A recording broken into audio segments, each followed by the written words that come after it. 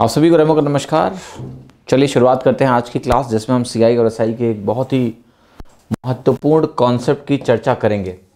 सो देखिए क्या है कि अभी जिससे पहले मैं शुरू करूं, आपसे ये बोलूँगा कि जो हमारा टेलीग्राम चैनल है मैथ्स बाय रेमो और जो टेलीग्राम ग्रुप है मैथ्स बाय रेमो जी, ये दोनों ज्वाइन करना ना भूलें। यहाँ पर आपको महत्वपूर्ण जानकारियाँ और साथ ही साथ क्लास की जो पीडीएफ्स होती हैं वो मिलती हैं, इसलिए ज़रूर से ज़रूर ज्वाइन करें। ठीक है।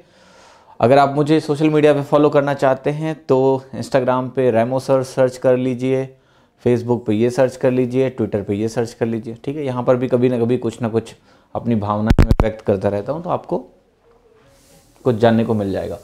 ठीक है। चलिए शुरुआत करते हैं और आज की क्लास डिस्कस करेंगे। देखिए अभी क्या CI/SI में बाकी है, बता दे रहा हूँ कि एक तो CI/SI जो है आपको 3 इयर्स और बियॉन्ड, मतलब मे बी 4 इयर्स 5 इयर्स का भी डिस्कशन करना बाकी है। और इसके बाद जो है आपको कि इसके अलावा भी कुछ यूजफुल रिजल्ट्स हैं CI और SI के, है ना, कि CI फॉर 2 इयर्स और CI फॉर 3 इयर्स में क्या रिलेशनशिप होती है। So we all need to discuss this. एक ट्री मेथड होता है CI कैलकुलेशन का, वो आपको कराना बाकी रह गया है अभी। ठीक है। और एक आपका है CI में इंस्टॉलमेंट, राइट।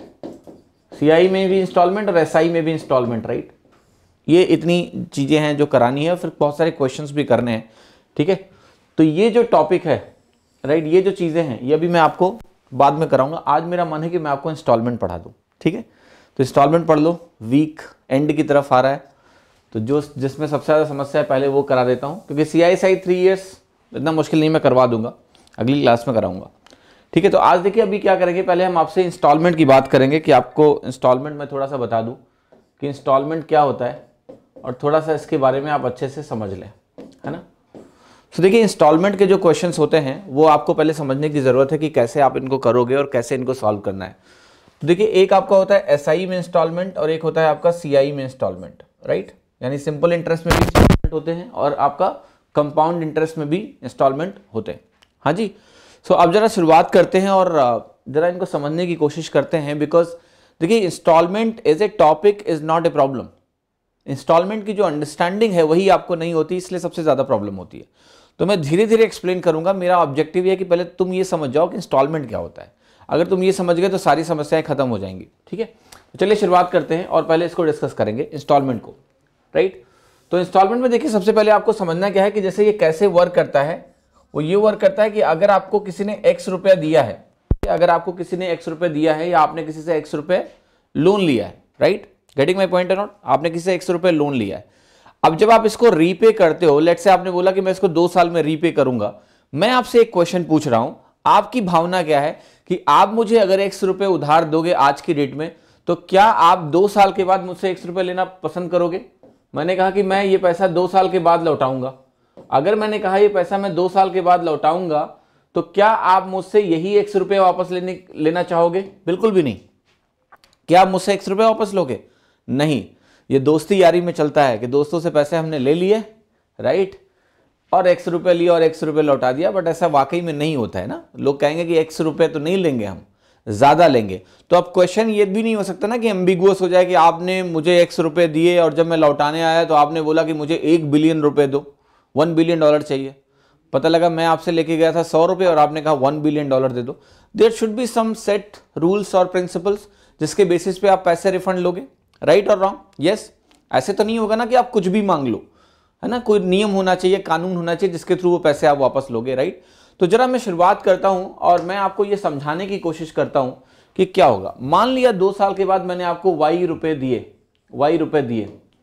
अगर यही X रुपया मैंने जो आपसे लिया, आज लिया, 2 साल के बाद अगर मैं रीपे कर रहा हूं, तो मान लिया मैंने आपको Y रुपये दिए। यही सवाल मैं पूछता हूं कि अगर मैंने यही रीपेमेंट 1 साल के बाद किया होता तो मैं जो पैसा देता, मान लिया इसको मैं Y1 बोल देता हूं, इसको Y2 बोल देता हूं। मेरा एक फंडामेंटल क्वेश्चन है कि आप मुझे बताओ Y1 बड़ा होगा या Y2 बड़ा होगा? मैंने आपसे X रुपया लोन लिया, एक स्कीम के तहत मैं शायद 1 साल में पे बैक कर सकता हूं, तो मुझे Y1 पे करना पड़ेगा पूरा रीपे करने के लिए। एक दूसरा स्कीम है जिसके तहत मैं 2 साल में रीपे कर सकता हूं और उसमें मुझे Y2 रुपीज पे करना पड़ेगा, राइट। तो आप जरा मुझे बताओ कि Y1 और Y2 में से आपके हिसाब से लॉजिकली क्या बड़ा होगा, Y1 या Y2? Quickly tell me, what will be more, Y1 या Y2? जल्दी बताइए। यहीं से अंडरस्टैंडिंग आपकी बिल्ड होगी। अगर आपने ये जवाब दे दिया तो काम बनेगा। y2 ज्यादा होगा या y1 ज्यादा होगा? y2 ज्यादा होगा। क्यों ज्यादा होगा? क्योंकि आपने क्या किया, ज्यादा टाइम तक वो पैसा रखा। अगर ज्यादा टाइम तक पैसा आपने रखा है तो आपको ज्यादा रीपे करना पड़ेगा। देन इट मेक सेंस कि आपने किसी से लोन लिया और आपने 2 साल में लौटाया, देन यू हैव टू पे more than what you would have paid in 1 year. अब मेरा एक छोटा सा क्वेश्चन है, अगर मैं इसको रीफ्रेज करके बोलना चाहूं तो क्या आपको ऐसा नहीं लग रहा है कि x रुपए की वैल्यू 1 साल के बाद y1 हो गई और 2 साल के बाद y2 हो गई? हुई या नहीं हुई? उसी अमाउंट को रीपे करने के लिए, लेट्स से मैंने बोला आपने कि 100 रुपए मुझे उधार दिए आज, मैं इसको बोल रहा हूं t इज इक्वल टू 0 और t इज इक्वल टू 1 यहां लिखा है, t इज इक्वल टू 2 मैंने यहां लिखा है। लेट्स से आपने कहा कि मैं 10% का इंटरेस्ट चार्ज करूंगा, तो आप मुझे बताओ कि 10% का इंटरेस्ट अगर आप चार्ज करोगे तो 1 साल के बाद क्या मुझे 110 रुपए पे करने पड़ेंगे या नहीं? यस, 110 रुपए पे करने पड़ेंगे इसी 100 रुपए को चुकाने के लिए। और लेट्स से कि मैंने बोला कि यही जो इंटरेस्ट आपका 10% है और कंपाउंड इंटरेस्ट का केस है, और आपने बोला कि 2 साल के बाद यही वैल्यू कितनी हो जाएगी? 121 हो जाएगी। तो अगर मैं 2 साल के बाद इसको रीपे कर रहा हूं तो क्या मैं आपको 121 रीपे कर रहा हूं या नहीं? क्लियर? आप मुझे ये बताओ कि आपने रीपे क्या किया है? वही 100 रुपए रीपे किया है कि नहीं किया है? अगर आप यहां पर 100 रुपीज ही दोगे तो ये एक थप्पड़ मारेगा खींच के आपको। आप बोलेगा कि ऐसे थोड़े ना होता है, मैंने 100 दिया था, इसका मतलब क्या तुम 100 लौटा दोगे? There is a value of time as well, कि तुमने वो पैसा जो है 1 साल के लिए अपने पास रखा, तो ये सिंपल सा कह रहा है कि मेरे को ना 110 रुपए चाहिए अब। तो क्या जो वैल्यू है मनी की वो समय के साथ परिवर्तित हो रही है? नहीं, it is changing. The 100 rupees today is becoming equivalent to 110 rupees tomorrow, because of equivalence, कि तभी ये रीपेमेंट माना जाएगा। 2 साल के बाद it is becoming 121 equivalent to 121 2 years later, right? अब देखिए, इस चीज का मैं इस्तेमाल आपसे करना चाहता हूं, और ऐसा क्यों होता है ये भी आप थोड़ा समझिए। ऐसा इसलिए होता है क्योंकि देखो ये क्या कॉन्सेप्ट है, इसको आप बेहतर तरीके से समझ पाओगे। क्लियर? और ये अगर समझ गए तो पूरा काम बन गया। मैंने कहा कि ये मेरे पास 100 है, ये मेरे पास 110 है, ये मेरे पास 121 है, और ये मेरे पास 133.1 है। ये आपका है t इज इक्वल टू 0, ये है आपका t is equal to 1, t is equal to 2, t is equal to 3। ठीक है, आगे भी लिख सकते हो। यहां पर आपको बताया कंपाउंड इंटरेस्ट का केस है और जो रेट है वो 10% पर एनम है। ठीक है, इसलिए मैंने लिखा है कि यहां 100, यहां 110, यहां 121, यहां 133.1। ऑलराइट, अब जरा एक बात बताओ मुझे कि आपने 100 रुपए उधार लिया, तो उसको रीपे करने के लिए 1 साल के अंत में तो आपको 110 देना पड़ेगा, 2 साल के अंत में 121 देना पड़ेगा, 30 साल के अंत में 133.1 देना पड़ेगा। क्लियर है या नहीं? देन ये अमाउंट रीपे हो जाएगा। अगर मैं 1 पेमेंट कर रहा हूं, 1 एंड पे करूंगा तो इतना दूंगा, 2 पे दूंगा इतना दूंगा, 3 पे दूंगा तो इतना दूंगा। तो अगर मैं आपसे एक सवाल पूछता हूं कि इस 100 रुपए की वर्थ यहां पर कितनी है, इस 100 रुपए की वर्थ यहां पर कितनी है, तो आपने कहा 110 रुपए 1 साल के बाद, 2 साल के बाद कितनी है 121, 3 साल के बाद कितनी है 133.1। क्लियर और not? Is it clear to everyone और नॉट? यस। अब यहां पर देखिए एक कॉन्सेप्ट आएगा जो आपके लिए बहुत इंपॉर्टेंट हो जाएगा, और उसका नाम है प्रेजेंट वर्थ। ठीक है, मैं लिख रहा हूं कि प्रेजेंट वर्थ, अभी जो मैं लिखने जा रहा हूं that is becomes very important. मतलब आपको ध्यान से ये समझना है कि प्रेजेंट वर्थ का मतलब ये हुआ, इसको PW से हम रिप्रेजेंट कर सकते हैं। जब आप कभी ट्रू डिस्काउंट पढ़ोगे ना तो इसमें इसकी जरूरत पड़ती है। लेट्स से मैंने आपको ये बोला कि यहां पर ध्यान से देखना, यहां पर कोई जो अमाउंट है, ठीक है, t is equal to 3 years पे, और ये अमाउंट है आपका x। क्लियर? और मुझे ये निकालना है कि t इज इक्वल टू 0 पे इसकी प्रेजेंट वर्थ क्या है। हो सकता है कि आपने t इज इक्वल टू 3 पे किसी अमाउंट को रीपे किया है 133.1 रुपए देके, उसको मैं x बोल रहा हूं, और वो अमाउंट जो है मैं जानना चाहता हूं आज उसकी वर्थ क्या है, t इज इक्वल टू 0 पे। तो आप सिंपल से कहोगे this value will be x upon 1 plus r by 100 to the power n। ध्यान से देखना, n मैंने इसलिए लिखा है बिकॉज आई एम सेइंग कि नंबर ऑफ ईयर्स n भी हो सकते हैं, यहां 3 है तो क्यूब आएगा। आपको पता है कि बेसिकली किस चीज की बात की जा रही है, x upon multiplying factor to the power n। ये आपकी है प्रेजेंट वर्थ। लेकिन आपको एक चीज भी समझना पड़ेगा कि x है क्या। क्लियर और not? What is this x? What is this x? देखो अब मैं इसको थोड़ा सा फॉर्मुलेट कर रहा हूं, आपको ज़्यादा बेहतर समझ में आएगा। I will just erase this part so that you can understand कि जो आपकी वैल्यू है वो क्या होगी और ये एक्सप्रेशन आप कैसे इस्तेमाल करोगे। बिकॉज फॉर्मूला मैं इसलिए लिख रहा हूं कि आपको बस समझ में आए, अदरवाइज इसकी जरूरत नहीं पड़ेगी, मैं आपको डायरेक्टली बताऊंगा कैसे सॉल्व करना है। मैंने कहा, मैं लिख रहा हूं कि इफ यदि an amount x right is due at the end of n years, at the end of n years,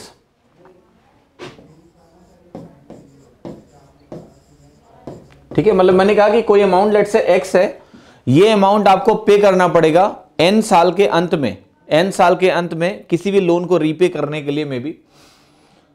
तो आपका जो प्रेजेंट वर्थ है, प्रेजेंट वर्थ जो होगा, मतलब आज t इज इक्वल टू 0 पे अगर आपको वैल्यू निकालनी है तो ये हो जाता है x upon multiplying factor to the power n, या फिर आप कह सकते हो x upon 1 plus r by 100 to the power n, ठीक है। r आपका रेट इंटरेस्ट हो जाता है। और ये केस मैंने बात करी अभी CI की, CI का केस समझ लो, SI अपने आप समझ में आ जाएगा। हाँ जी, ज्यादा डरने की जरूरत नहीं है कि ये क्या है, फॉर्मूला क्या है। आपको ये लॉजिक समझ में आया कि नहीं आया कि अगर ये वैल्यू 100 है, ये वैल्यू 110 है, ये वैल्यू 121 है और ये वैल्यू 133.1 है श्रीमान जी, तो मैं यही कह रहा हूं कि अगर ये अमाउंट मेरे पास ड्यू है 3 साल के अंत में और मुझे निकालना है कि इसकी प्रेजेंट वर्थ क्या है, तो मैं कैसे निकालूंगा? 133.1 अपॉन 1.1 का होल क्यूब करूंगा या नहीं करूंगा? और अगर आप इसको डिवाइड करोगे तो आपको क्या मिलेगा? 100। Getting my point or not? That is what I am saying कि प्रेजेंट वर्थ निकल सकती है किसी भी क्वांटिटी की, कभी भी। अब आपके दिमाग में सवाल उठ रहा होगा कि भैया ये प्रेजेंट वर्थ निकालने की जरूरत क्या है, राइट? जरूरत क्या है? देखो इसकी जरूरत इसलिए है, ये मैं आपको समझा रहा हूं, अभी आपको बहुत बेहतर तरीके से समझ में आएगा। इसकी जरूरत इसलिए है कि लेट से आपने कोई लोन लिया किसी से, लोन ओवर कब होता है? लोन ओवर तब होता है जब किसी भी टाइम फ्रेम की बात करें, जैसे t=3 पे हम बात करेंगे, तो t=3 पे अगर 133.1 रुपए दे के आपका लोन खत्म हो गया, इसका मतलब पता है क्या है कि जो कुछ आपने उधार लिया था उसकी अभी वैल्यू 133.1 हो चुकी है। क्लियर और नॉट? तो उस पर्टिकुलर टाइम फ्रेम में जो पैसा आपने उधार लिया था उस पैसे की करंट वैल्यू इसके बराबर होनी चाहिए। वही पे करने से लोन रिपे होता है, वरना नहीं होगा रिपे। मैं आपको इसको और बेहतर तरीके से समझाऊंगा, क्योंकि ये अगर समझ में नहीं आया ना तो कुछ समझ में नहीं आएगा। और मैं फॉर्मूला आपको नहीं देना चाहता हूं, क्योंकि फॉर्मूले से अंडरस्टैंडिंग नहीं मिलती है और वो आपको हमेशा परेशान करता रहेगा। फिर से समझाता हूं, समझ में आएगा अभी। मैं आपको देखिए ये समझाना चाह रहा हूं, इसको बहुत इत्मीनान से देख लेना आप और सारी चीजें आपकी क्लियर हो जाएंगी, राइट? मैंने आपसे बोला कि लेट से आपने 100 रुपए का लोन लिया, 100 रुपए का लोन लिया, ठीक है। अब बहुत ध्यान से आपको ये देखना है, मैंने कहा कि आपकी इच्छा है लेट से कि आप t=1 के एंड में इसको रीपे करो, ठीक है, और 10% का इंटरेस्ट लग रहा है, कंपाउंड इंटरेस्ट, तो आपको कितना रीपे करना पड़ेगा? 110। क्लियर और नॉट? विल यू रीपे 110 और नॉट? यस। मैंने कहा कि लेट से आपने कहा कि नहीं मैं t=2 के एंड में रीपे करूंगा, तो क्या आपको 121 रुपए रीपे करना पड़ेगा? यस। फिर आपने कहा कि नहीं मैं t=3 के एंड में रीपे करूंगा, t=3 के एंड में रीपे करूंगा, तो मैं यहां t=3 लिख रहा हूं। ये वैल्यू आपकी कितनी हो जाएगी? 133.1। क्लियर? अब ट्राई टू अंडरस्टैंड कि इसका मतलब क्या है, राइट? ट्राई टू अंडरस्टैंड इसका मतलब क्या है। देखो मतलब क्या है, ये जो 100 रुपए हैं आपके पास, जो आपने एज ए लोन लिया होगा किसी से, 100 रुपए आपने लिया था, मैं देखो क्या लिखने जा रहा हूं, ये जो अमाउंट है ये क्या है? दिस इज द अमाउंट, मतलब ये जो 100 रुपया था वो 1 साल के बाद 10% से बढ़ के किसके इक्विवेलेंट हो गया? 110 रुपए के। तो अगर ये 110 रुपए के इक्वल हो गया, तो आप अगर 110 रुपए यहां पर पेमेंट करोगे तो क्या होगा? लोन ओवर हो गया कि नहीं हो गया? Yes. Clear not? Loan over हो गया। यहां पर क्या हुआ? उसी 100 रुपए की वैल्यू अब इस t=2 पे कितनी हो चुकी है? 121 रुपए हो चुकी है। अगर ये 121 रुपए हो चुकी है तो आपको 121 रुपए का पेमेंट करना पड़ेगा और लोन खत्म हो जाएगा। यस और नो? t=3 पे वही 100 रुपया कितने के बराबर हो चुका है? 133.1 के बराबर हो चुका है। तो अगर यहां पर आपने 133.1 का पेमेंट किया तो क्या लोन खत्म हो गया या नहीं?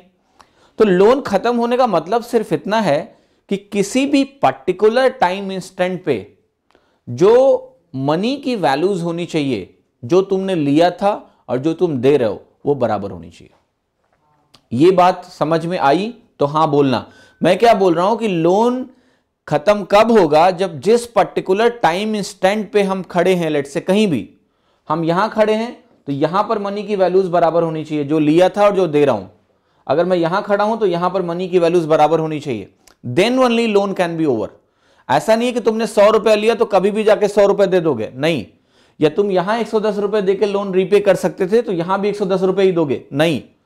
उस पर्टिकुलर टाइम इंस्टेंट पे जो वैल्यू ऑफ लोन हो चुका है, that much amount you need to pay, that much amount you need to pay. Clear? तो एक तरीका तो इसको समझने का यह है कि मनी वैल्यू चेंज हो रही है। दूसरा तरीका इसको समझने का यह है कि एक्चुअली हो क्या रहा है ना, कि इंटरेस्ट जुड़ रहा है। This is one way to understand कि एक्चुअली इंटरेस्ट जुड़ रहा है, right? That's why the value of money, total due amount is increasing. एक तरीका इसको ऐसा समझने का है कि भाई 100 से 121 का मतलब हो गया कि 100 रुपए प्रिंसिपल और 21 रुपए ब्याज, इसलिए 121 देना पड़ रहा है। मैं इसको दूसरी भाषा में यह बोल रहा हूं कि मनी वैल्यू है चेंज्ड। जो 100 रुपए आपका एक साल पहले था, आज अब 121 रुपए देने से वो काम बन रहा है, रीपे हो रहा है। मैं तो कहूंगा कि मनी वैल्यू चेंज हो गई भाई, 100 रुपए 121 रुपए के बराबर हो गए आज, राइट?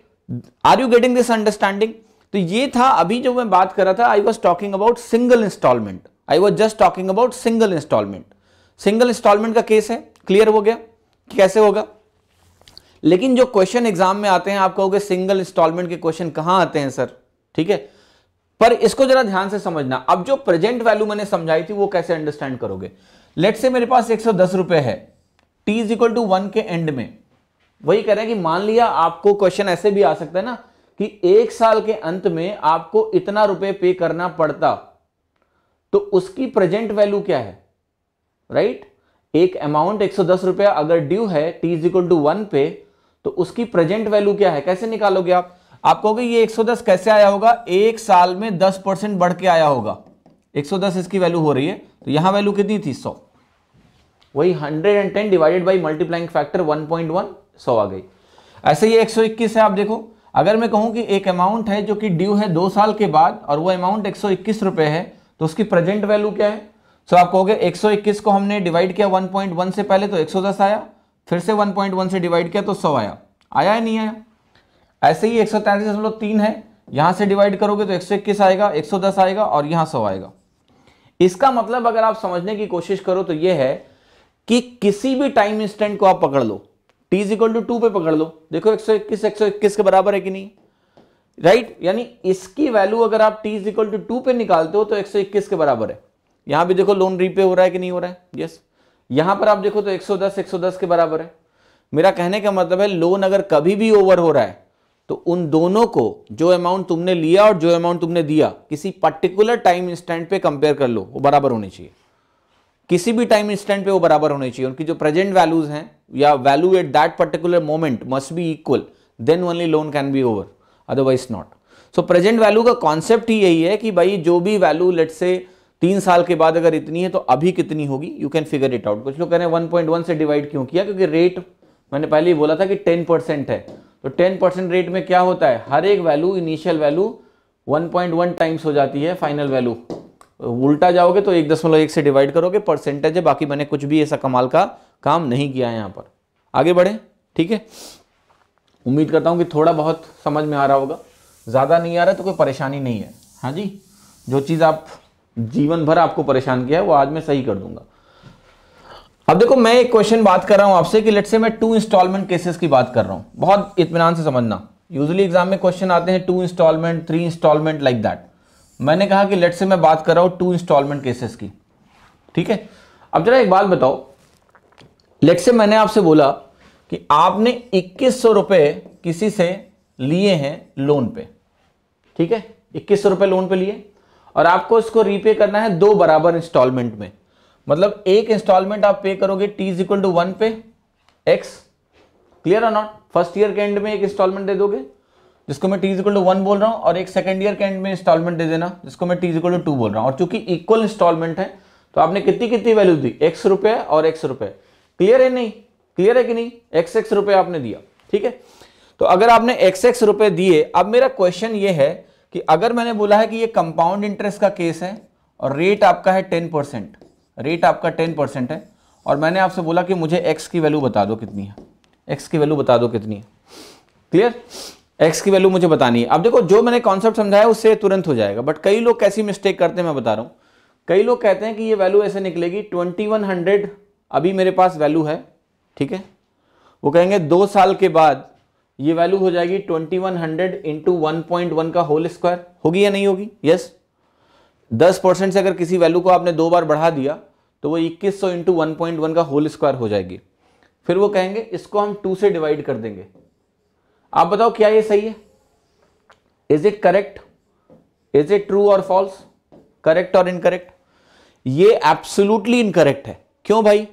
आप क्या कह रहे हो कि जो भी 2 साल के एंड में ड्यू है उसको आपने 2 बराबर टुकड़ों में काट दिया बस। क्लियर है नॉट? मैं आपसे एक सवाल पूछ रहा हूं कि अगर आपने ऐसा किया तो आप कहोगे कि भाई मैं 2 पार्ट में इसको पे क्यों करूंगा? फिर जब तुम टोटल अमाउंट 2 साल के अंत का इस ऐसे निकाल रहे हो 2100 इंटू 1.1 का होल स्क्वायर, जो कि कोई भी अमाउंट अगर मैं 2 साल के एंड में पे करता तो मैं इतना पे करता 2100 इंटू 1.1 का होल स्क्वायर, और तुम 2 से डिवाइड करके बोल रहे हो कि मुझे ईएमआई दो ऐसे, मतलब जो भी एनुअल में पकड़ा दो। आप कह दो कि ऐसे नहीं करूंगा मैं, फिर तो मैं तुम्हें इकट्ठा ना दूंगा, मेरा क्या फायदा हुआ? Getting my point or not? अगर आप टोटल अमाउंट ड्यू निकाल रहे हो ऐसे जैसे मैंने कुछ पे ही नहीं किया है, 2100 इंटू 1.1 का whole square, it is total due amount. अगर मैं 2 साल के अंत में पे करता, बीच में आप सवाल नहीं कर सकते थे, इतना ही पे करता मैं। अब तुम कह रहे हो उसको 2 से डिवाइड करके आधा 1 साल में दे दो, आधा अगले साल दे देना। मैं क्यों दूंगा? मैं तो इकट्ठे दूंगा आपको पूरा। This is not right. यहां पर हुआ क्या है कि यहां पर पहली ईएमआई जो आपने पे करी या पहला इंस्टॉलमेंट जो आपने पे किया, वो क्यों पे करता है आदमी? वो इसलिए पे करता है ताकि थोड़ा सा इंटरेस्ट अगले में कम हो जाए, कम पे करना पड़ेगा उसे टोटल। तो answer will not be this, will be less than this. अब आप कैसे कहोगे? देखो इस क्वेश्चन को कैसे करना है। आप कहोगे कि मैं t इज इक्वल टू 2 पे निकालूंगा कि मेरा टोटल ड्यू अमाउंट कितना होगा। आप कहोगे वो हो जाएगा 2100 इंटू 1.1 का होल स्क्वायर, होगा या नहीं होगा? This will be total due amount after 2 years. इसी पॉइंट पे ये जो वैल्यू है x, जो कि 1 साल पहले, मैं t इज इक्वल टू 2 पे सब कुछ कंपेयर कर रहा हूं, ध्यान से देखना। अगर मैं t इज इक्वल टू 2 पे सब कंपेयर कर रहा हूं तो जो x 1 साल पहले पे हो चुका है उसकी करंट वैल्यू कितनी होगी? क्या वो 1.1x होगी? यस। तो ये अमाउंट है जो अमाउंट अब पे किया गया है, इसकी value t is equal to 2 पे, जो x अभी पे किया गया वो तो x ही रहेगा। तो आप कहोगे इसको सम करेंगे तो मुझे मिलेगा 2.1x is equal to 2100 into 1.1 का होल स्क्वायर। मिला या नहीं मिला? और इससे आपने डिवाइड किया तो ये वैल्यू आपकी कितनी हो गई? 1000 हुई या नहीं हुई? x की वैल्यू कितनी आ गई? 12100 आ गई या नहीं आ गई? इज इट क्लियर और नॉट क्लियर कि मैंने क्या किया है? राइट? देखो मैंने क्या लिखा है, मैंने कहा कि 2100 रुपए जो आपने लिए loan t is equal to 0 पे, और एक x पे किया आपने t इज इक्वल टू 1 पे, एक x आपने पे किया t इज इक्वल टू 2 पे। मैं आपको यह समझाने की कोशिश कर रहा हूं कि अगर आप कहते हो कि यहां पर लोन खत्म हो गया, सो इस पर्टिकुलर टाइम स्टाम्प पे सारी मनी वैल्यूज को लिख के बराबर करना होगा। तो यहां इसका मतलब नहीं कि आप कह दोगे 2x is equal to this, no no no.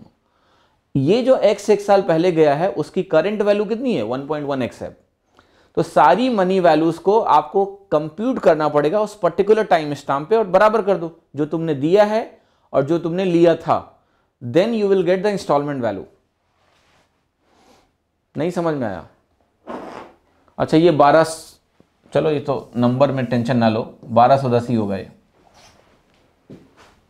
हाँ जी, नहीं क्लियर हुआ? फिर से समझाऊं? मैं क्या बोल रहा हूं आपको कि जो पैसा तुमने यहां दिया और x तुमने यहां दिया, x तुमने यहां दिया, x तुमने यहां दिया, ये दोनों जो x हैं सबकी एक्चुअली हर पैसे की आपको, अब ये ऐसे थोड़ा ना कर दोगे आप कि डायगनली हम कहेंगे 2x इज इक्वल टू 2100। नहीं भाई, ये पैसा ऐसे काम नहीं करता है। आप कहीं भी चले जाओ, आप यहां जाके अगर वैल्यूज को बराबर करोगे तो सबकी प्रेजेंट वैल्यूज इस टाइम स्टैम्प पे वैल्यू निकालनी पड़ेगी श्रीमान जी। हाँ जी, अब कई लोग कह रहे हैं कि नहीं नहीं उस पे नहीं निकालेंगे, यहां निकाल के देखो। मैं यहां निकाल देता हूं, राइट? यहां इस x की वैल्यू क्या होगी? इस पॉइंट पे आप कहोगे x अपॉन 1.1 होगी, होगी या नहीं होगी? यहां पर इस x की वैल्यू क्या हो जाएगी, x अपॉन 1.1 का होल स्क्वायर होगी या नहीं होगी।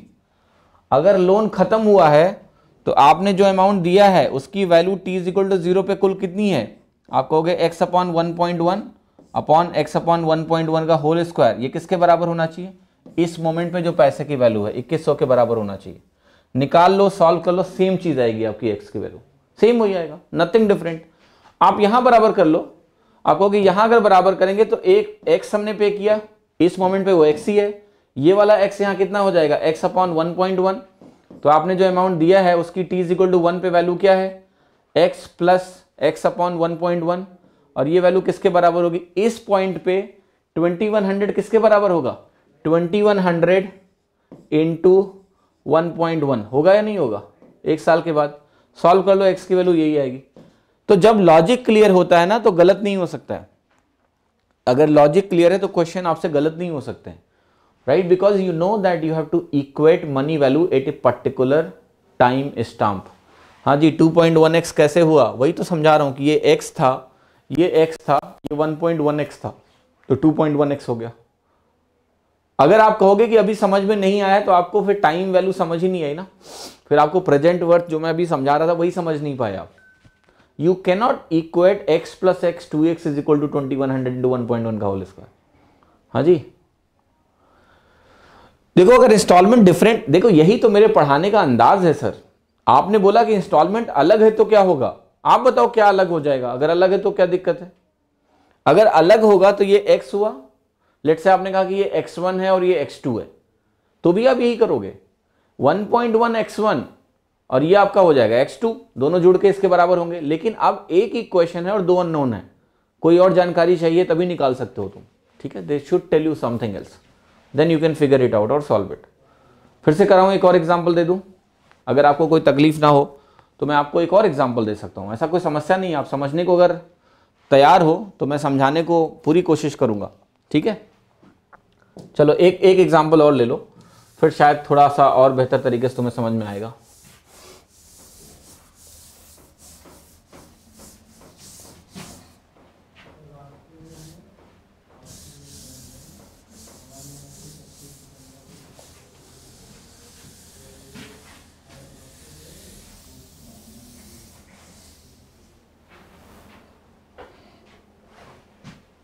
ओके, देखो मैं क्या समझाने की कोशिश कर रहा हूं, आपको ध्यान से समझना है।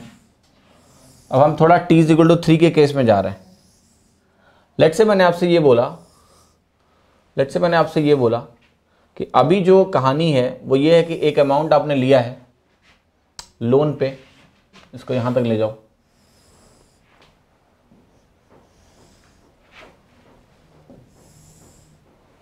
हाँ जी ध्यान से देखिएगा। लेट्स से आपने एक अमाउंट लोन पे लिया है, कोई भी अमाउंट हो सकता है, लेट्स से आपने ए अमाउंट लोन पे लिया है और आप इसको 3 बराबर इंस्टॉलमेंट में पे कर रहे हो, कुछ ऐसे। ये x है, ये भी x है और ये भी x है, हाँ जी, ये 3 इंस्टॉलमेंट्स आपने पे किए हैं। और लेट्स से मैंने आपसे ये बोला है कि जो रेट परसेंटेज है वो 10% है, कुछ भी हो सकता है, मैंने 10% माना है पर एनम। अब आपसे मैं पूछूंगा कि लेट्स से कि यहां पर 3rd इंस्टॉलमेंट आपने पे किया और आपका खत्म हो गया, लोन ओवर हो गया, t इज इक्वल टू 3 है ये, तो यहां पर आप निकालोगे पहले कि भाई जो पैसा मैंने लिया था उसकी वैल्यू क्या होगी यहां पर।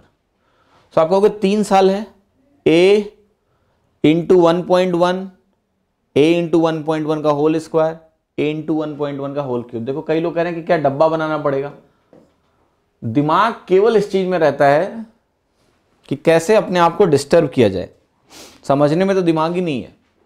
हाँ जी, पहले समझ लो, खुद ही समझ में आ जाएगा डब्बा बनाना पड़ेगा कि नहीं बनाना पड़ेगा। a इंटू 1.1 का होल क्यूब हो गया, ये वाला जो x है इसी टाइम स्टैम्प पे इसकी वैल्यू तो x ही रहेगी, पर ये वाला जो x है इसकी वैल्यू यहां पर क्या हो जाएगी, 1.1x हो जाएगा। होगा या नहीं होगा, क्लियर और not? Yes, x will increase and it will become 1.1x। ये वाला x 2 बार बढ़ेगा तो ये हो जाएगा 1.1 का होल स्क्वायर इंटू x। होगा या नहीं होगा? That's what you will write. अब जो पैसा तुमने दिया है वो ये टोटल है या नहीं है? तो जो तुमने पेमेंट किया है that is x plus 1.1x plus 1.21x है या नहीं है? ये पेमेंट तुमने किया and this particular value is equal to how much? a into 1.1 का होल क्यूब। अब आप इसको सम करके देखो, ये क्या है आपका 1.1 1.21, टोटल ये वैल्यू आपकी लेफ्ट हैंड साइड में कितनी बन रही है? 3.31x is equal to a into 1.1 का होल क्यूब। बनेगा या नहीं बनेगा? क्लियर और नॉट? अब क्वेश्चन ऐसा हो सकता है कि आपको a हो सकता है उसने दिया हो कुछ भी, जैसे दिया है मान लिया 6620, ऐसे करके क्वेश्चन में दिया हो, ये वैल्यू दी हो आपको, तो x की वैल्यू आप कैसे निकालोगे? 6620 इंटू 1.1 का होल क्यूब डिवाइडेड बाई 3.31।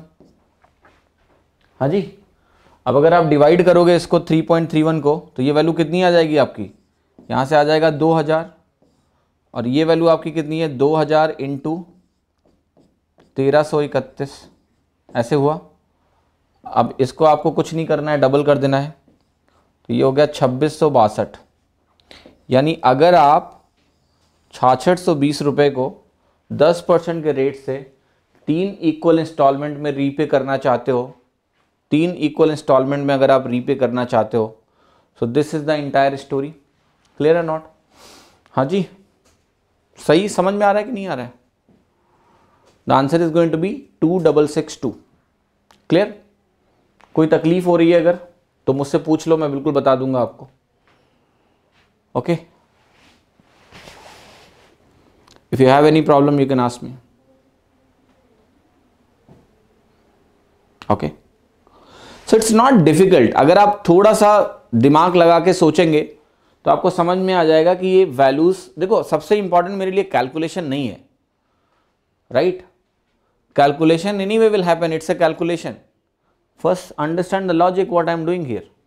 अगर तुम्हें लॉजिक समझ में आ गया ना, then you will not have any problem. समझ में तो आया कि इंस्टॉलमेंट में होता क्या है? इंस्टॉलमेंट में मनी वैल्यू को इक्वेट करते हैं।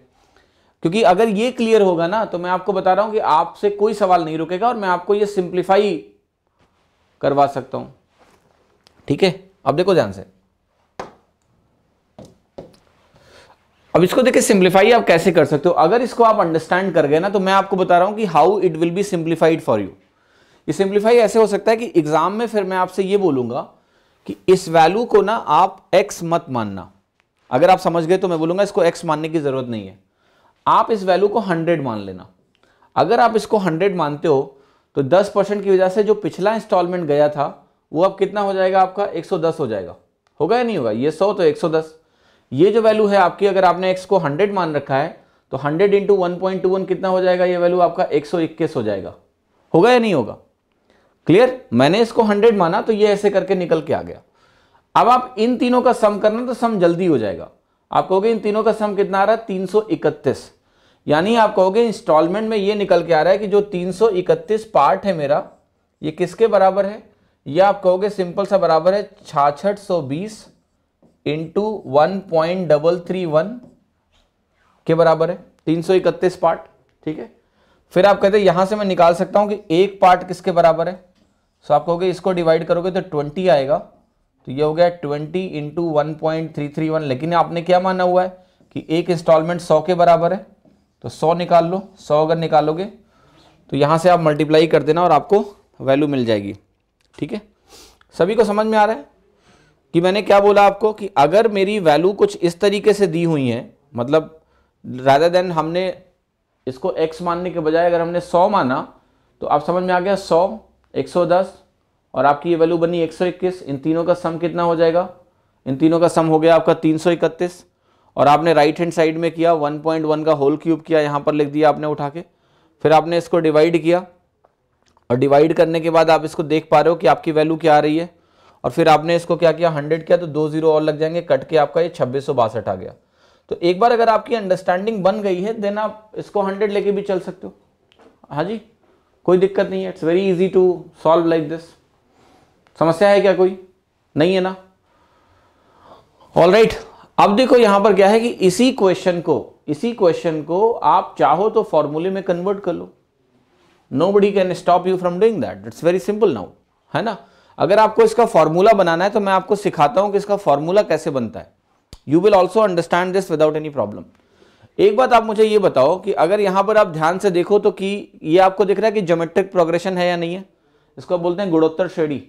यहाँ 1.1 से गुणा हुआ, यहाँ 1.1 के स्क्वायर से गुणा हुआ, फिर 1.1 के क्यूब से गुणा होगा, फिर 1.1 की पावर 4 से गुणा होगा, फिर 1.1 की पावर 5 से।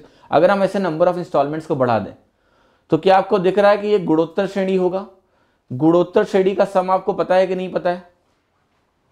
मैं करा देता हूं ना, जिनको फॉर्मूला याद रखना है उन्हें भी कोई दिक्कत नहीं होगी, वो फॉर्मूले से भी क्वेश्चंस को कर सकते हैं। ठीक है, मैं दिखाता हूं।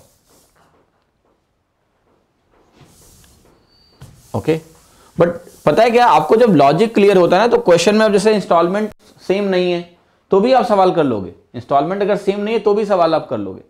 हाँ जी, देखो जरा ध्यान से, मैंने आपसे क्या बोला कि लेट से आपने कोई अमाउंट जो लोन पे उठाया है। देखो यहां पर एक चीज ध्यान रखना कि क्वेश्चंस में दो तरह के टर्म होते हैं। एक, वो सीधा आपको बता देता है कि कितना अमाउंट ड्यू है, तो उसको मैं बोलूंगा ए, ताकि आपको कंफ्यूजन ना हो। क्वेश्चन कभी कभी बोल देता है कि 3 साल के अंत में जो टोटल अमाउंट पे करना है वो ए पे करना है। क्वेश्चन कई बार ये बात बता देता है, तो जब ये दिया होगा कि मुझे 3 साल के अंत में कितना पे करना है तो मैं सीधा ए लेके चलूंगा। मेरा कहने का मतलब ये है कि जो वैल्यू आप कैलकुलेट करते हो कि यार फाइनल ड्यू अमाउंट है ए इंटू 1.1 का होल क्यूब 3 साल के बाद, कई बार क्वेश्चन में सीधा दिया होता है, वही अमाउंट दिया होता है, तो मुझे वहां इसको मल्टीप्लाई करने की जरूरत नहीं पड़ती है। कई बार आपको ये दिया होगा कि आपने कितने अमाउंट का लोन उठाया, तो कितने अमाउंट का अगर लोन उठाया ये दिया हुआ है तो फिर मैं निकाल लूंगा ना कि ये अमाउंट कितना हो गया, देन मैं मल्टीप्लाई करूंगा। अल्टीमेटली क्या है, it is total amount due at certain number of year. देखिए कोई कह रहा है कि कंफ्यूजिंग है। जब आप कंफ्यूजिंग माइंडसेट से बैठोगे ना तो सब कुछ कंफ्यूजिंग ही लगेगा। There is nothing confusing. आपको कहना चाहिए कि मुझे सीखना है। I am not here to confuse you, I am here to liberate you from the confusion. But the question is कि how you are sitting over here. आप पता है कैसे बैठे हो कि वो फॉर्मूला दिमाग में घूम रहा है, दिमाग में घूम रहा है कि instalment is a big problem, I can not understand, that's why you are confused. If you are open and you want to understand, I will make you understand, right? इतना कॉन्फिडेंस मुझे अपने आप पे है, आप पे भले ही ना हो, मुझे अपने आप पे है कि अगर तुम सीखना चाहते हो तो मैं तुम्हें सिखा दूंगा। लेकिन अगर तुम्हें सीखना ही नहीं है, so then you need a formula, right?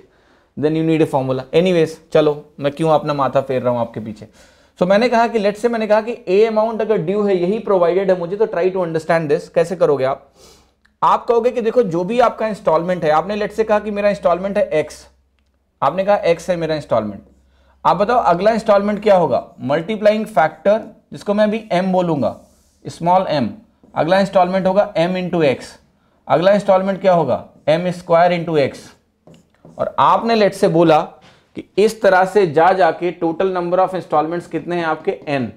तो क्या आपको समझ में आ रहा है कि जो लास्ट वैल्यू होगी वो होगी m की power n minus 1 into x, और इसका जो टोटल सम है वो आपका a के बराबर होना चाहिए। a समझ लेना क्या है, a is the total amount due at the end of n years. होगा या नहीं होगा, कुछ ऐसा आप लिखोगे। और अगर मैं इस x को कॉमन ले लूं तो x कॉमन लेके मेरे पास क्या बचेगा, 1 प्लस m स्क्वायर, और ये वैल्यू आपकी चलती जाएगी कहां तक, m की पावर n माइनस 1 तक। और x मैंने कॉमन ले लिया है, ये वैल्यू किसके बराबर हो गई आपकी, a के बराबर हो गई। अच्छा, ये आपका एक गुणोत्तर श्रेणी है, जिसको आप बोलते हो ज्योमेट्रिक प्रोग्रेशन या फिर आपकी गुणोत्तर श्रेणी। जरा बताओ इसका सम क्या होगा, what is the sum of any गुणोत्तर श्रेणी। ठीक है, ये आप कहोगे इसका सम बनेगा x इंटू, अब मल्टीप्लाइंग फैक्टर है, कोई रेट ऑफ इंटरेस्ट होगा तो डेफिनेटली वो आपका पॉजिटिव ही होता है। ऐसा तो नहीं है ना कि वैल्यू जो है कम होती रहेगी, मनी वैल्यू आपकी बढ़ती है।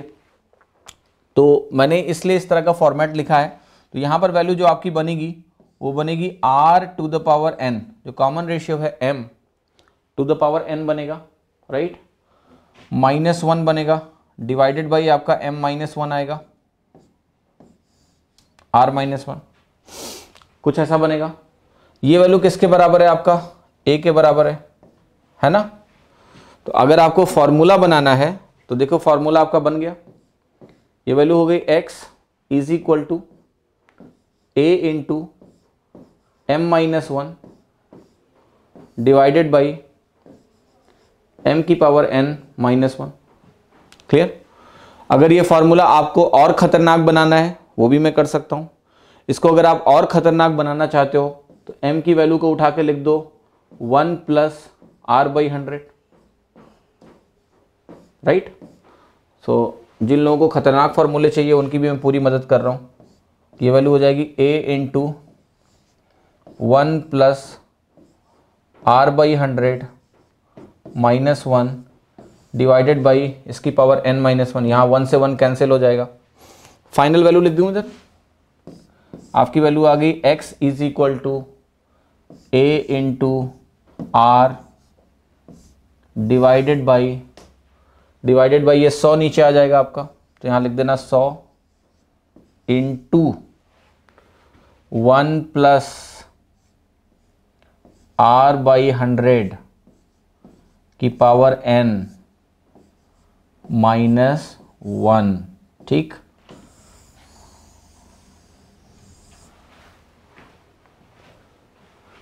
राइट? ये मैंने क्यों किया? क्योंकि कई लोगों को लगता है कि मुझे फॉर्मूले नहीं आते।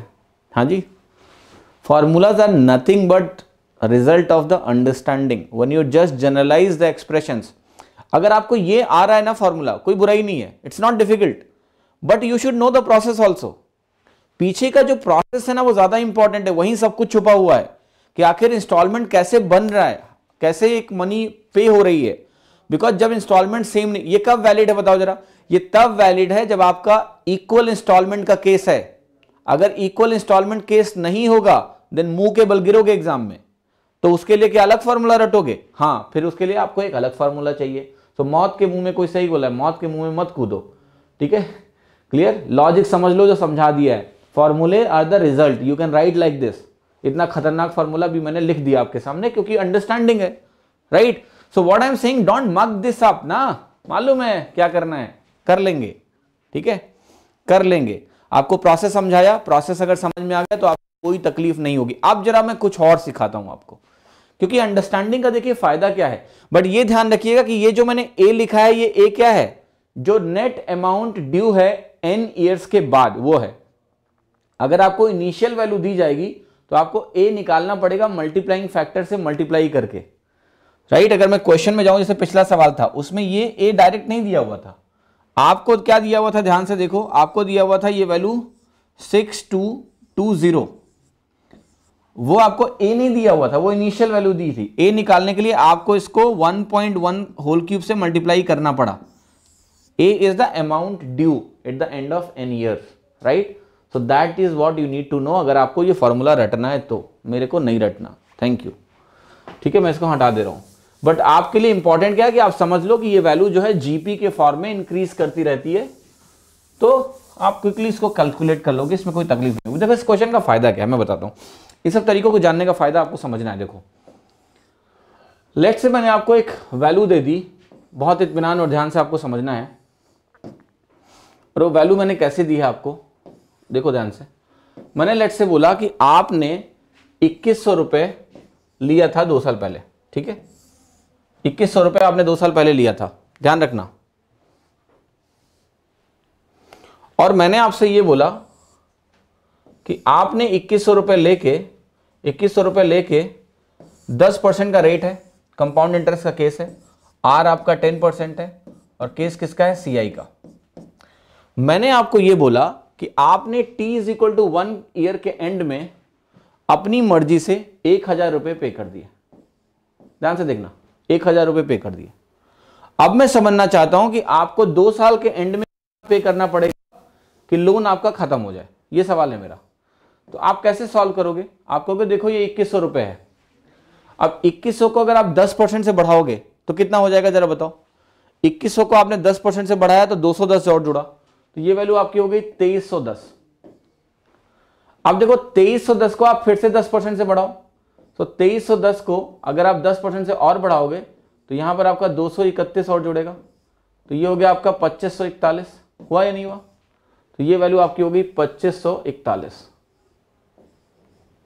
ठीक, हाँ जी, आप समझना जरा। तो ये टोटल अमाउंट आपका ड्यू हो गया 2 साल के अंत में। मैं आपसे क्या कह रहा हूं कि आपने 1000 रुपये पे किया as instalment in the first year. तो यहां कितना पे करना पड़ेगा कि लोन खत्म हो जाए? तो आप कहोगे 1541 पे करना पड़ेगा। क्या ये सही उत्तर है? 1541 पे करना पड़ेगा। क्या ये सही उत्तर है? बिल्कुल भी नहीं भैया, ये 1000 रुपए की वैल्यू अभी कितनी हो गई? 1100 हो गई। तो वो जो मनी आपने पे किया वो अभी 1100 के बराबर हो गया। अब इसको रिमेनिंग पे करना पड़ेगा इस टाइम स्टैम्प पे, तो ये वैल्यू इसको पे करना पड़ेगा 1441। समझ में आया कि नहीं? ऐसे सवाल आपको पक्का परेशान करते होंगे, आप नहीं कर पाएंगे क्योंकि इनका काम खत्म हो चुका है। बिकॉज यू हैव अंडरस्टैंडिंग कि 1000 उसने t=1 पे किया। अब जो अमाउंट इसका इक्विवेलेंट यहां पर है वो कितना है? 1100। सो बाकी का अमाउंट 1441 हुआ। 2541 उसको एनीवे उसका ड्यू अमाउंट था पहले। क्लियर है कि नहीं है? कोई प्रॉब्लम है क्या? नहीं, नहीं होनी चाहिए। They can ask you anything. I am giving another example, understand. जैसे मैंने आपसे बोला, लेट्स से, जैसे मैंने आपसे बोला कि मेरे पास एक अमाउंट है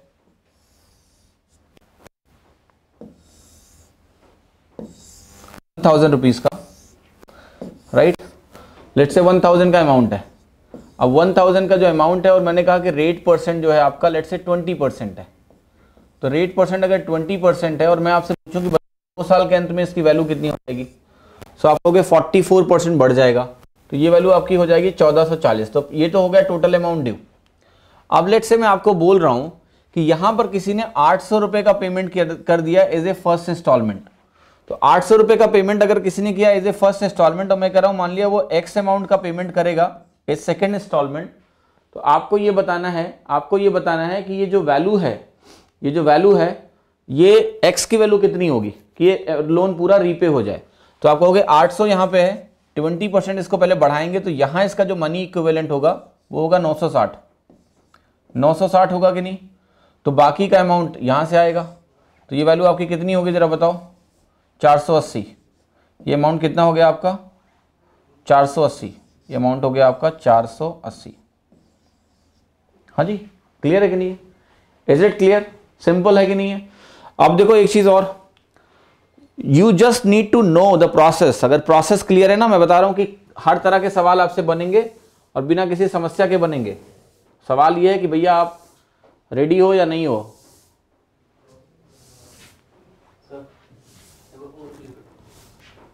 एक मिनट, कोई नहीं, मैं कर लूंगा मैनेज। तो जरा देखिए ध्यान से, यहां पर देखिए ध्यान से कि मैं आपको अब दिखा रहा हूं एक और एग्जांपल जो आपको बहुत ध्यान से अंडरस्टैंड करना है। ऑलराइट, इसको अच्छे से अंडरस्टैंड करो कि किस किस तरह के क्वेश्चंस आपसे पूछे जा सकते हैं, और अगर आप अटेंटिव हैं तो आप इन क्वेश्चंस को आसानी से जवाब देंगे। अगर नहीं हो तो बड़ी प्रॉब्लम हो जाएगी, राइट। तो मैं उम्मीद करता हूं कि आप लोग थोड़ा प्रॉपरली चीज़ों को अंडरस्टैंड करेंगे। लेट्स से मैंने आपके सामने लिखा कि ये 2800 रुपये का पेमेंट किसी ने किया है लेट्स से 2 साल के अंत में एज EMI 2800 रुपीज़ का पेमेंट किया है, ठीक है, 2 साल के अंत में। और किसी ने यहां पर जो पेमेंट किया है वो 2400 रुपये का किया है। ध्यान से देखना, फर्स्ट इंस्टॉलमेंट कितना पे किया? 2400। सेकेंड इंस्टॉलमेंट कितना पे किया? 2800। और मैंने बोला है कि आपसे कि जो रेट है आपका दैट इज 20%। रेट कितना है? 20%। ये लिख दिया मैंने यहां पर 20% है, लिख नहीं जा रहा है सही, पर मान लो कि आपकी 20% ही वैल्यू है। अब देखिए आपको क्या बताना है। मैं आपसे लेट्स से एक क्वेश्चन पूछता हूं कि कितना अमाउंट यहां लिया गया था। ऐसे क्वेश्चन बनते हैं आपके कि पहला इंस्टॉलमेंट पहले साल के अंत में गया वो 2400 है, दूसरा इंस्टॉलमेंट दूसरे के अंत में गया तो वो 2800 है, राइट। तो आपको ये बताना है कि ये वैल्यू कितनी है, इनिशियली कितना पेमेंट लिया गया। आप क्या कहोगे कि देखो लोन रीपेमेंट होता है किसी भी पर्टिकुलर टाइम फ्रेम में, दिया गया पैसा और लिया गया पैसा बराबर होना चाहिए, तभी जो है लोन रीपेमेंट होता है। तो आपको अगर ये वैल्यू निकालनी है तो हम इस टाइम फ्रेम पे दिया गया पैसा और लिया गया पैसा बराबर कर देंगे। दिया गया पैसा और लिया गया पैसा बराबर करेंगे तो 2400 रुपये है, 20% का अगर रेट ऑफ इंटरेस्ट है तो इसकी वैल्यू 1 साल पहले क्या होगी? आप कहोगे 20% बढ़ के 2400 हुई होगी। तो यहां पर ये वैल्यू कितनी होगी? 2000। ये परसेंटेज का बेसिक इस्तेमाल है, आप निकाल सकते हो कि ये वैल्यू कितनी होगी? 2000 होगी। 2000 20% बढ़ के 2400 होता है। फिर आप कहोगे ये जो 2800 वैल्यू है वो यहां पर कितनी वैल्यू लेके आएगा? आप कहोगे कि ये जो 2800 वैल्यू है, इसको थोड़ा सा कैलकुलेशन आसान करने के लिए मैं 2880 बोल दे रहा हूं, क्योंकि अभी आपको फोकस सिर्फ लॉजिक पे करना है। 2880 बोल दिया मैंने। अब आपको पता है कि 20% 2 बार बढ़ेगा, ये t इक्वल टू 0 है, ये t इक्वल टू 3 है। सो 2 बार अगर 20 बढ़ाओगे तो कोई भी वैल्यू कितनी बढ़ जाती है 44%, यानी ये 1.44 टाइम्स है। 1.44 से डिवाइड करोगे तो ये भी वैल्यू कितनी आ जाएगी 2000 आ जाएगी। आई या नहीं आई? तो अब आपकी जो वैल्यू है ओरिजिनल वैल्यू, ओरिजिनल जो आपका प्रिंसिपल है वो कितना हो गया, that is equal to 2000 plus 2000 यानी 4000, यानी ये वैल्यू कितनी हो गई 4000। जाके इंस्टॉलमेंट के प्रीवियस ईयर के क्वेश्चन उठा लेना और आप देखना जरा कि इस कॉन्सेप्ट से आपके क्वेश्चन बनेंगे यानी सब फटाफट बनेंगे, right? Because now you have the understanding. पहले तो आप परेशान थे, इंटरेस्ट निकाल निकाल के न जाने क्या करते थे। अब आपके पास लॉजिक है कि मुझे एक पर्टिकुलर टाइम स्टैम्प पे उन वैल्यूज को बराबर कर देना है, इसके अलावा मुझे कुछ नहीं करना है। एंड अगर आपको इस तरह की क्लैरिटी है तो आपको इसमें दिक्कत नहीं होगी। और देखो मैं कंपाउंड इसलिए पहले समझा रहा हूं क्योंकि कंपाउंड इंस्टॉलमेंट तुम्हें समझाना है। पहले इंस्टॉलमेंट तुम समझ जाओगे तो तुम एसआई के क्वेश्चन तो बहुत आसान है, वो तो और आसान है। जहां पर यहां पर हम मल्टीप्लाइंग फैक्टर यूज करते हैं mf की पावर n, सिंपल इंटरेस्ट में क्या होता है 10% 2 साल में 20% हो जाता है। तो जैसे यहां पर हम क्या कर रहे हैं सिंपली कि हमने 1.44 लिया क्योंकि 20% 2 बार 44 हो जाता है। अगर ये सिंपल इंटरेस्ट होता तो क्या करते हैं हम, सिंपल इंटरेस्ट होता तो हम कहते हैं कि भाई ये सिंपली 40% होगा। क्लियर और not? Is it clear to everyone और नॉट? आई थिंक सबको क्लैरिटी होनी चाहिए इसकी। ओके तो देखो पहला काम ये करना है आपको, मैं बार बार ये बोलता हूं कि जब भी आप मेरी क्लास को फॉलो कर रहे हो ना, अपने पुराने ज्ञान को बीच में मत आने दो। जहां आपने दिमाग लगाया वो पुराना जो ज्ञान है ना, आपका अधूरा ज्ञान, वो इस पूरे ज्ञान को हासिल करने से आपको पूरा रोक देगा। ठीक है? क्योंकि आप अपना दिमाग इंस्टॉलमेंट करने जाने कहां से लेके आ रहे हो। आप बेसिक समझो। मैं इसलिए चीजों को बिल्कुल जीरो से स्टार्ट करता हूं, हर चीज बताता हूं आपको। हाँ जी, हर चीज बताता हूं आपको, एक एक चीज बताता हूं कि ऐसा क्यों बोल रहा हूं, मनी इक्वल क्यों कर रहा हूं, लोन ओवर होगा। तो मैं ऐसा नहीं कि हवा में चीजें पढ़ाता हूं, मैंने आपको फॉर्मूला भी ड्राइव करके दिखा दिया विद द अंडरस्टैंडिंग, जो आपने डायरेक्टली रट के रखा होगा। हाँ जी, तो देखो आज की जो कहानी है मैं इसको फिर से समराइज करता हूं, जो घर जाके थोड़ा सा सोचना। मैंने ये बोला है कि देखो अगर आज आपने मुझसे 100 रुपए लिए और कल आपने मुझे वो पैसा वापस करना है, इज ए लोन लिया और आपने उसको मुझे 121 रुपए दिए, लेट से 2 साल बाद आपने मुझे 121 रुपए दिए, 10% का इंटरेस्ट था इसलिए। तो एक्चुअल में आपने पे तो वही किया है, 100 रुपए प्लस 21 रुपए इंटरेस्ट पे किया है, यानी 121 रुपए पे किया है। मैं आपसे ये कह रहा हूं कि इसको हम ऐसे भी तो समझ सकते हैं कि आपने जो आज मुझसे 100 रुपए लिए हैं, 2 साल के बाद अगर वो 121 रुपए देने से मेरा रीपेमेंट हो रहा है, तो मैं ये कह सकता हूं कि 2 साल बाद यही 100 रुपए 121 रुपए के बराबर हो गया। This is the understanding I want. Clear और not? Getting my point or not? Tell me. हाँ जी, बस उसको मैं अलग तरीके से बोल रहा हूं। वो 100 प्लस 21 ब्याज है, ठीक है, 121 है, दैट्स वेरी मच क्लियर।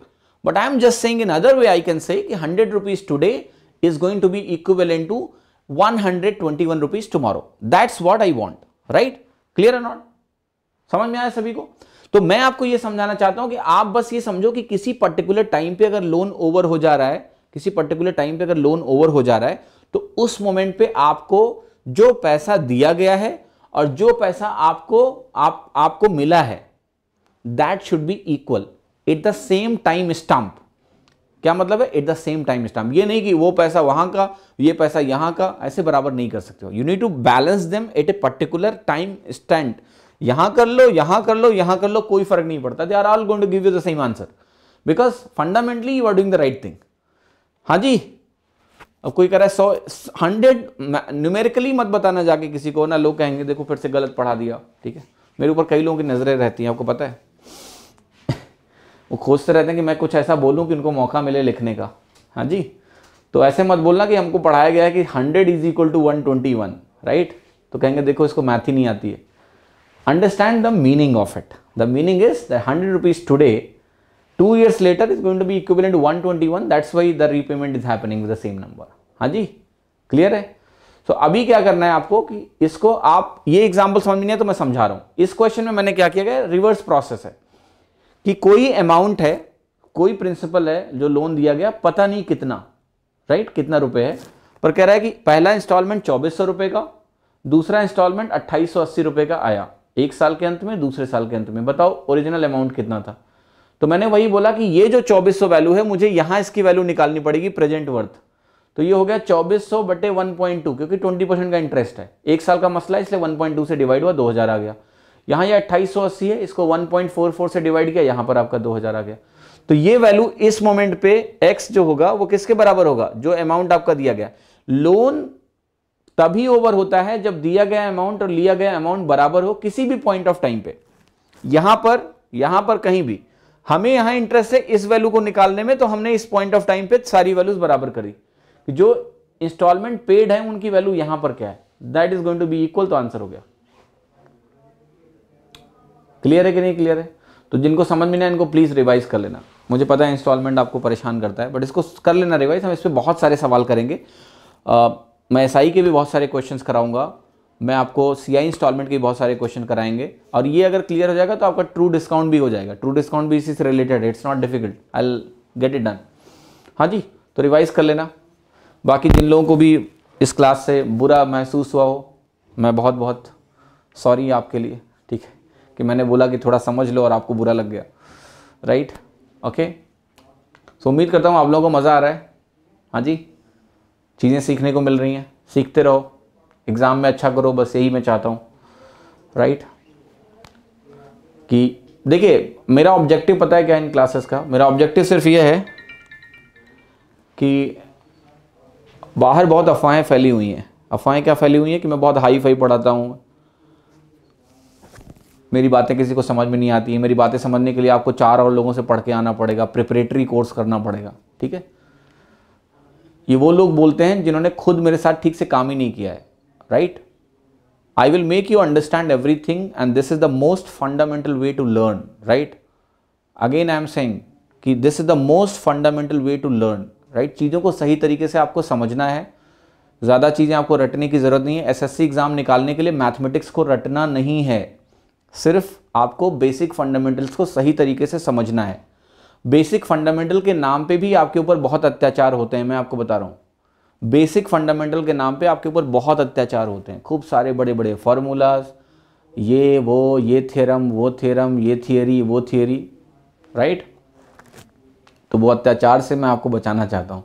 मैं ये चाहता हूँ कि एक बार आपको पता है, if you look at my way of discussing the questions, what I do, I leave you where you can think. जैसे किसी ने बोला कि इंस्टॉलमेंट्स अगर इक्वल नहीं हुए तो क्या हुआ, मैं पूछूंगा आपका फॉर्मूला क्या कहता है, राइट? तो उसके लिए एक नया बड़ा सा फॉर्मूला होगा। लेकिन यहां आपको पता है, यहां देखो instalments are not equal, they are unequal.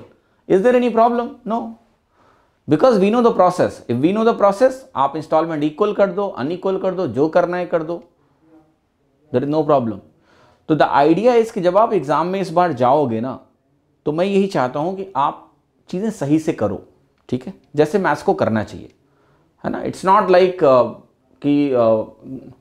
कि मैंने कहा कि हर कोई मुझसे पढ़ेगा वो सिलेक्ट ही हो जाएगा, ऐसा नहीं होता है। उसमें आपका रोल बहुत बड़ा है, पर मैं अपनी तरफ से कमी नहीं छोड़ रहा हूँ कि आप जो है सही चीज़ें सीखो, सही तरीके से सीखो।